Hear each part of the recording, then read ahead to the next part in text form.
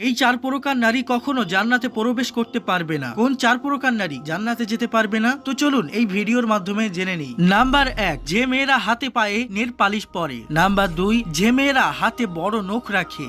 Number 3, এই সব মেয়েরা যারা উটের কুজের মতো উঁচু করে মাথার চুল বাঁধে। নাম্বার 4, যেসব মেয়েরা কপালে টিপ দেয় এবং ভুরু ফিল আপ করে। এই চার প্রকার নারী কখনো জান্নাতে যেতে পারবে না। হে আল্লাহ, সমস্ত নারী এবং পুরুষকে সঠিক পথে চলার তৌফিক দান করুন। তো কমেন্টে আমিন অবশ্যই লিখবেন।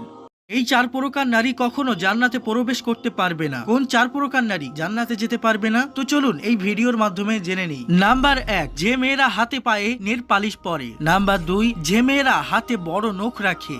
নাম্বার 3, এই সব মেয়েরা যারা উটের কুজের মতো উঁচু করে মাথার চুল বাঁধে। নাম্বার 4, যেসব মেয়েরা কপালে টিপ দেয় এবং ভুরু ফিল আপ করে। এই চার প্রকার নারী কখনো জান্নাতে যেতে পারবে না। হে আল্লাহ, সমস্ত নারী এবং পুরুষকে সঠিক পথে